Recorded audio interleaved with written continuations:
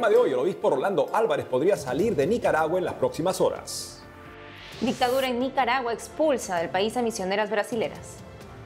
La violencia contra sacerdotes en México no impide su misión a favor de los migrantes y desfavorecidos, destaca nuestro corresponsal en el país.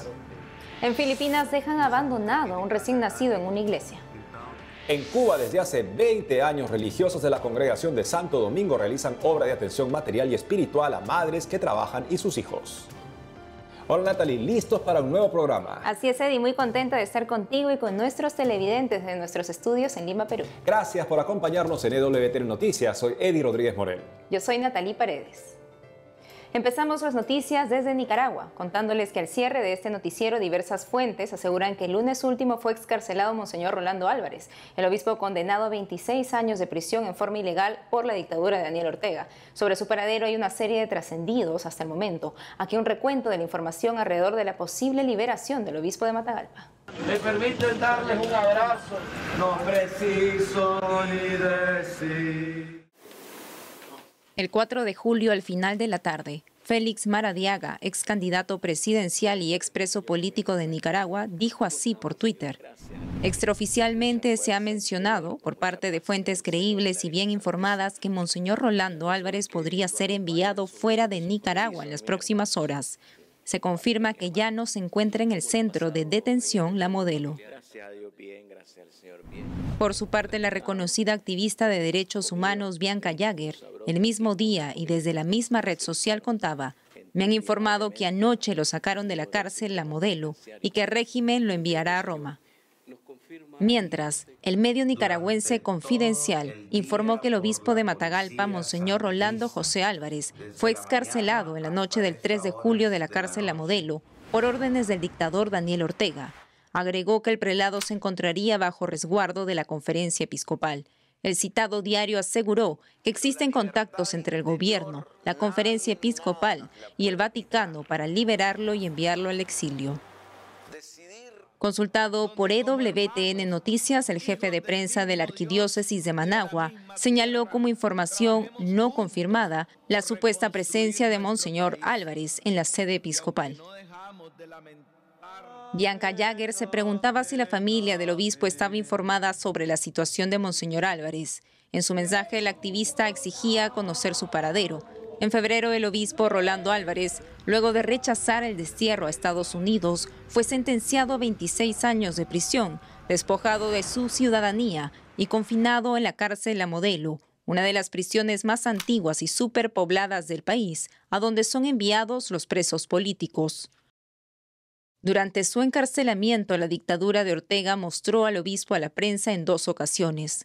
La primera en diciembre de 2022, cuando el sacerdote fue llevado a un juzgado de Managua, acusado de conspiración para cometer menoscabo a la integridad nacional y propagación de noticias falsas en perjuicio del Estado y la sociedad nicaragüense. La segunda vez fue el 26 de marzo. El gobierno de Daniel Ortega divulgó un video y fotografías del obispo nicaragüense. En la preparada escena se le veía comiendo en una sala del penal con 2 de sus hermanos.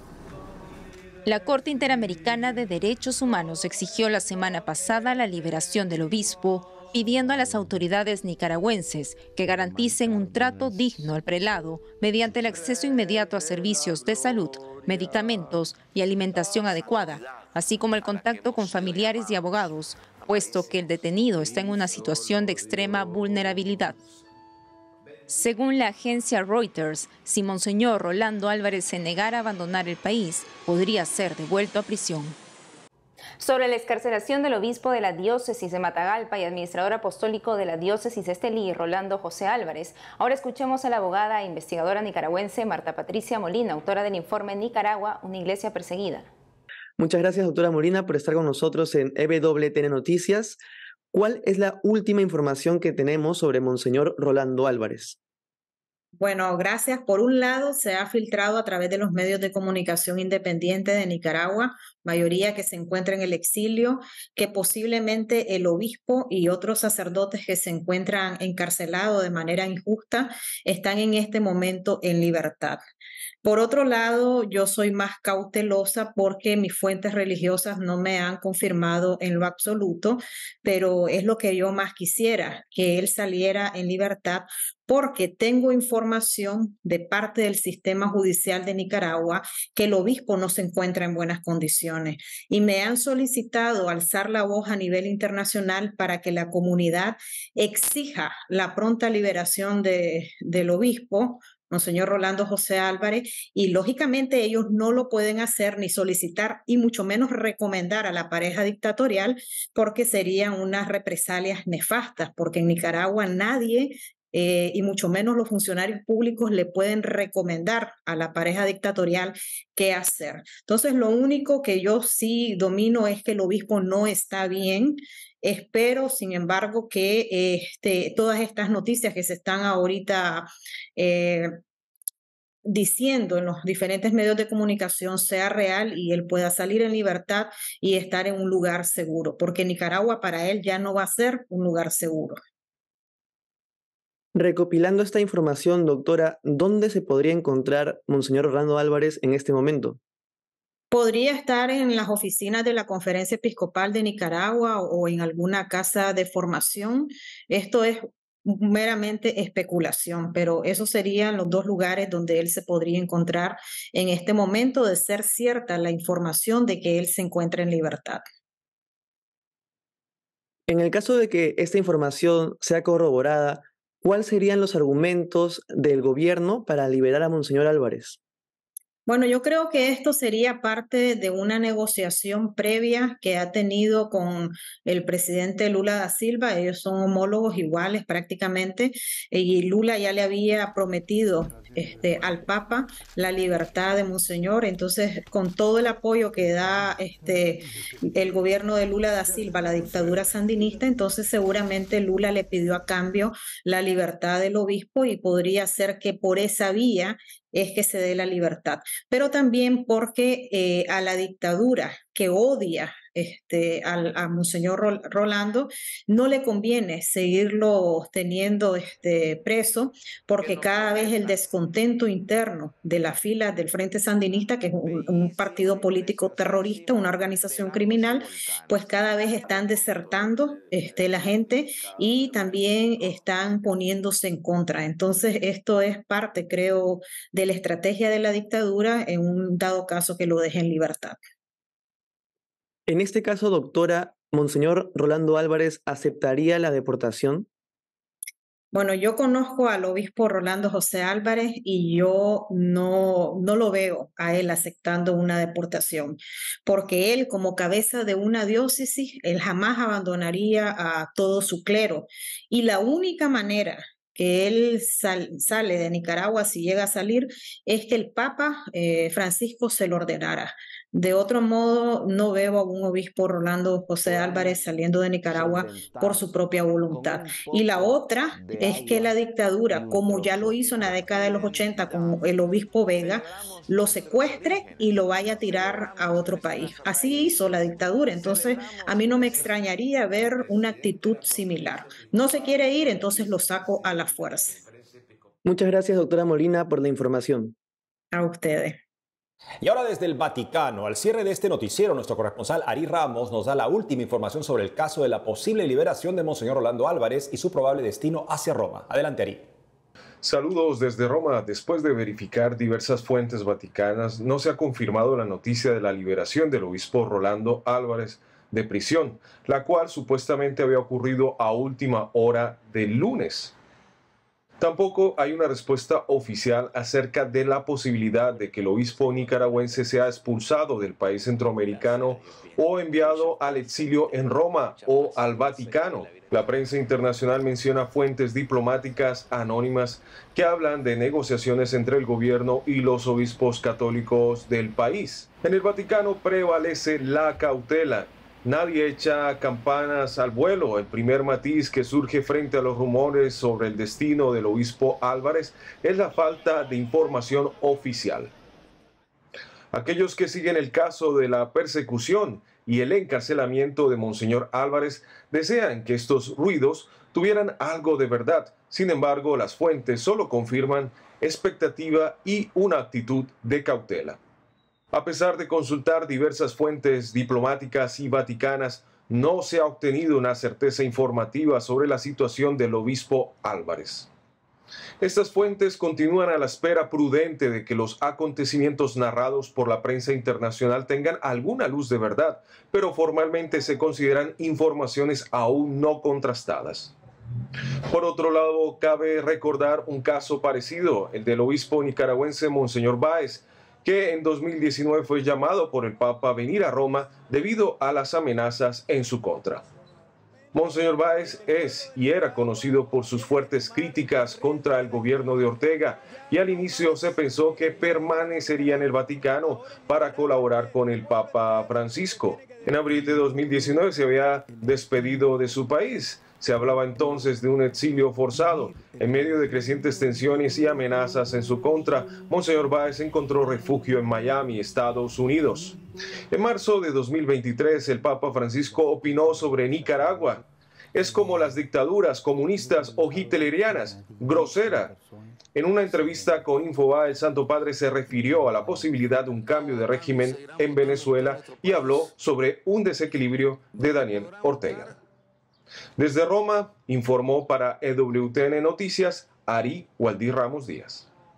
Seguimos con las noticias de la iglesia perseguida en Nicaragua. La dictadura de Daniel Ortega canceló la personalidad jurídica y confiscó los bienes, incluido el convento de las Hermanas Pobres de Jesucristo. El 4 de julio último, el Ministerio de Gobernación decretó la medida, según informó el medio nicaragüense Artículo 66. El motivo de esta decisión, según el régimen, es que la congregación no reportó sus últimos estados financieros. En declaraciones a Así Prensa, la abogada nicaragüense exiliada Marta Patricia Molina indicó que la Constitución Política de Nicaragua prohíbe la confiscación, pero se ha vuelto una práctica constante de la dictadura. El ataque del gobierno contra las Hermanas Pobres de Jesús fue más allá, al ser expulsadas hace poco. Les contamos más. Ellas son las religiosas brasileñas de las Hermanas de la Fraternidad Pobres de Jesucristo, llegando a El Salvador luego de ser expulsadas de Nicaragua por la dictadura de Daniel Ortega. Las 7 religiosas servían en Nicaragua. La dictadura no les renovó el permiso de residencia a fines de junio. Por eso debían salir de Nicaragua la segunda semana de julio. Sin embargo, la policía aceleró la salida de las religiosas. A medianoche, el domingo 2 de julio, los agentes allanaron la casa de las misioneras brasileñas. Las detuvieron y se las llevaron con rumbo desconocido como si fueran delincuentes, según Patricia Molina, abogada nicaragüense y autora del informe Nicaragua, una iglesia perseguida. Las hermanas residían en la ciudad de León, al noreste de Nicaragua. El lunes 3 de julio, las hermanas confirmaron en su página de Facebook que tuvieron que dejar Nicaragua. Queremos, por medio de este comunicado, manifestar nuestra gratitud por los 7 años de misión en tierras de Nicaragua. Agradecemos la acogida de la Iglesia y del pueblo durante ese tiempo que nuestro carisma permaneció en el país, sirviendo a los pobres en sus múltiples rostros. Informamos que nuestras hermanas fueron enviadas a la misión de El Salvador para continuar su misión. Los nicaragüenses reaccionaron así. Gracias, hermanitas de Jesucristo, por toda la gran ayuda que brindaron a nuestros hermanos pobres en los 7 años que estuvieron en nuestro terruño Nicaragua. Hermanas, cuando se mejore la situación en Nicaragua, van a poder regresar. En Nicaragua las echamos de menos. Ustedes son realmente servidoras de Dios. Perdonen el actuar del gobierno de turno que está contra la Iglesia. La inmensa mayoría de los nicaragüenses lamentamos su expulsión del país. Las religiosas de la Fraternidad de Hermanas Pobres de Jesucristo, expulsadas de Nicaragua, tienen donde llegar en San Salvador, su casa en la calle Delgado 104 al oeste de la ciudad. Me permiten darles un abrazo, no preciso ni decir. Hacemos una pausa y al volver, la violencia contra sacerdotes en México no impide su misión a favor de los migrantes y desfavorecidos, destaca nuestro corresponsal en el país. Además, en Cuba, desde hace 20 años, religiosos de la Congregación de Santo Domingo realizan obra de atención material y espiritual a madres que trabajan y sus hijos. Volvemos con más noticias con Enfoque Católico.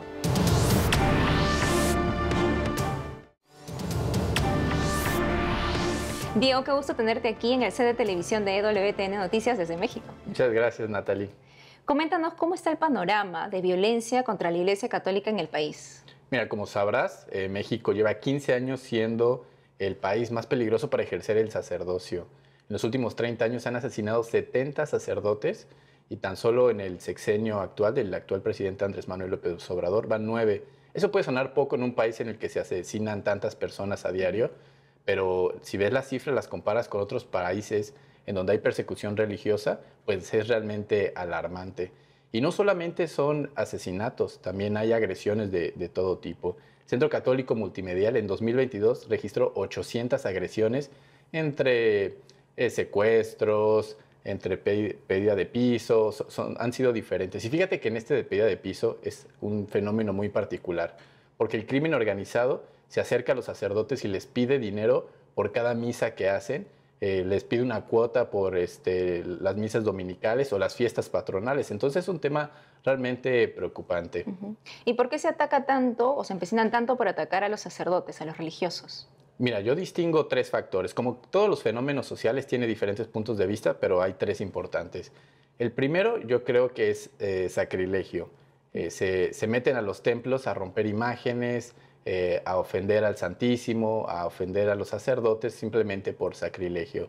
El otro tema es el crimen común. Al final son salpicados por la misma violencia que hay en México. Entonces se roban alcancías, se roban sus automóviles, sus teléfonos y al final pues eso es. Y el tercero que a mí me parece más preocupante es porque los sacerdotes son figuras de autoridad en las comunidades. Entonces les gusta disminuirlos o porque los sacerdotes hablan en contra del crimen o en contra del mal, entonces los atacan directamente. ¿Y qué hace la Iglesia para poder mitigar esta situación? Bueno, fíjate que la Iglesia hace un trabajo realmente importante, ¿no?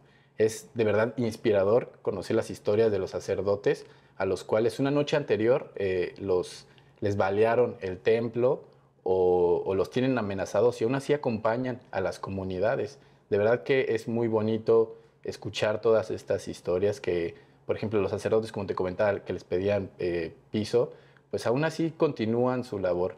Y tienen también, por ejemplo, sacerdotes a los cuales ocupan sus parroquias como centros para las personas que son desplazadas por la misma violencia o incluso obispos que son mediadores entre el crimen y la comunidad. Esas son cosas medio generales, pero puntualmente pues hay centros de escucha, también se han puesto centros para ayudar a las personas con problemas de drogadicción. Por ejemplo, también tienen programas para ayudar a las personas a reinsertarse socialmente, a los cuales ya son reincidentes de crimen. Increíble que la misión del sacerdote no pare a pesar de estos casos de violencia, pero también una de las personas que son bien afectadas con temas de violencia son los migrantes. ¿Qué hace? Claro. ¿Cómo actúa la Iglesia a favor de ellos? Para empezar, que a mí me parece el más importante, es la sensibilización. Es muy importante que tú puedes escuchar todos los domingos que se pide en las misas por los migrantes, que constantemente cuando hay un crimen en contra de ellos, la Iglesia sale a defenderlos. Yo creo que el tema de sensibilización, es muy importante. Ahora bien, también tiene redes, la Iglesia tiene redes que no solamente se encuentran en el norte o en el sur, sino en toda la ruta migrante en las cuales los apoyan. Y es importante esto porque no solo es asistencialismo, no solamente les dan ropa y comida, también les dan alojamiento, les dan ayuda legal, son diferentes cosas las que hace la Iglesia, para poder apoyarlos. Gracias, Diego, por todo lo que nos has comentado. Ha sido un gusto y también reiterarte el agradecimiento de parte de todo EWTN Noticias por la gran labor que realizas. Esperamos tenerte pronto aquí. Yo con mucho gusto los acompañaría otra vez. Seguimos con más información. Ahora les contamos que un bebé recién nacido fue encontrado en la imagen del Sagrado Corazón de Jesús de una parroquia en Filipinas. Aquí los detalles.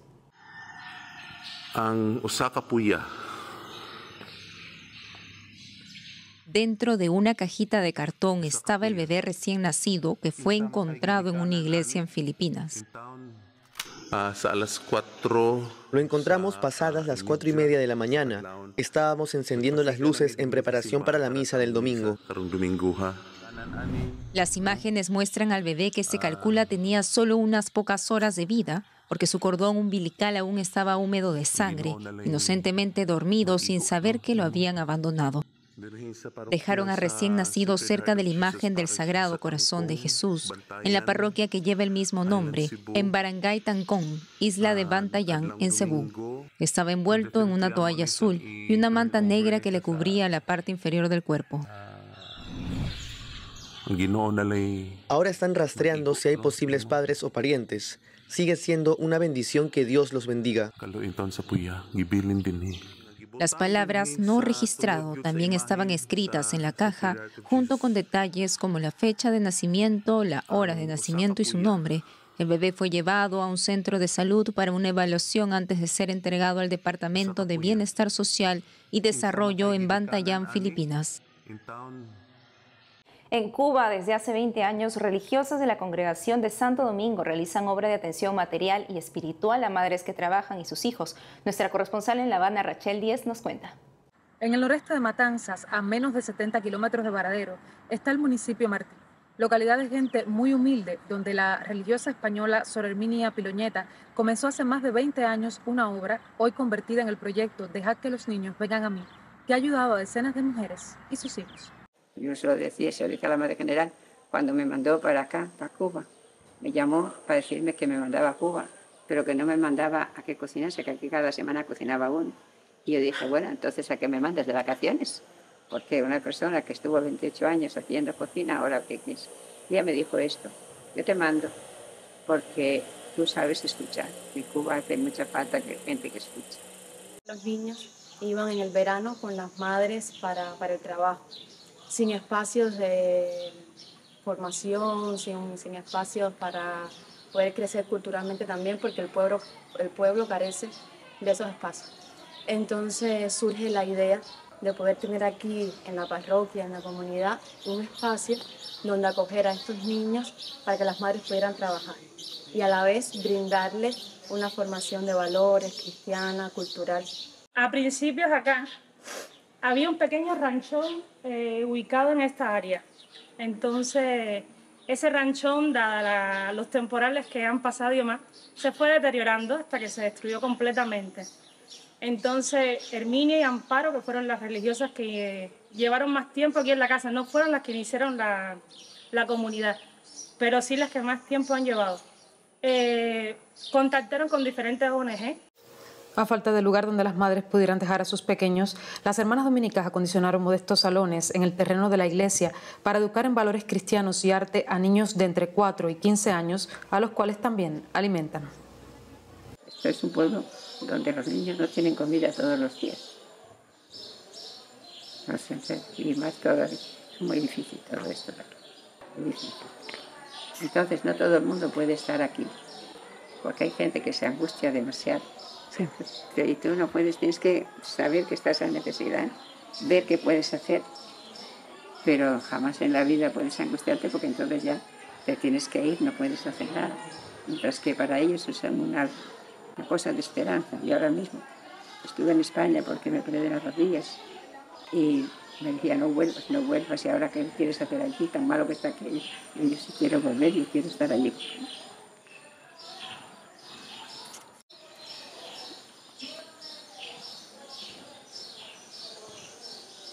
Las dificultades es que hay que apoyar a la gente. Y aquí estoy, pero esta enfermedad mala ahora, que no sé qué va a pasar conmigo, pero yo tengo la esperanza de poder recuperarme y seguir un poquito, que si me pierde ya soy muy vieja. Y como yo digo, estoy a las puertas de partir para la vida eterna, pero no me importa eso. Pero mientras pueda estar aquí estoy contenta. Y yo dije, bueno, ahora que están con mucho problema, que tienen mucha necesidad, qué tristeza si yo me quedo en España. ¿Qué ejemplo le doy a ese pobrecito que está sufriendo? Y además, yo, desgraciadamente, nosotros no lo pasamos tan mal como lo pasa el pueblo. Yo estoy contenta con esos niños que vienen felices al proyecto, que juegan, que corren, que algo aprenden. y que es lo poquito que puedan aprender les va a servir para la vida. En el proyecto se hacen talleres de baile, de danza, de música, formación en valores, que ese taller no puede faltar, manualidades también. Quisiéramos extenderlo un poquito más, pero el pueblo tampoco consta con profesores para poder dar más cosas. A pesar de haber sufrido de lupus en el 2002, una trombosis y hasta una parálisis, la hermana Herminia optó por Cuba. Se levanta cada mañana a cocinar para los niños. Ya me dijeron todo el mundo que me vaya, hasta la general. Dije, no me voy, no me importa morir en Cuba, si me tengo que morir. Pero yo sí, yo vengo a Cuba y te dije que quiero este pueblo, lo quiero de verdad. Y creo que es lo único que puedes hacer por un pueblo. El proyecto Dejad que los niños vengan a mí recibe entre 30 y 60 niños en cualquier día de funcionamiento y en los meses de verano llegan a superar los 100. En medio de las carencias, constituye un refugio importante que habla además de la esperanza cristiana. En Matanzas, Cuba, Rachel Díez, EWTN Noticias. Y eso es todo por hoy, amigos. Gracias por haber estado con nosotros. No dejen de seguirnos en nuestras redes sociales y en ewtnnoticias.com. Hasta mañana.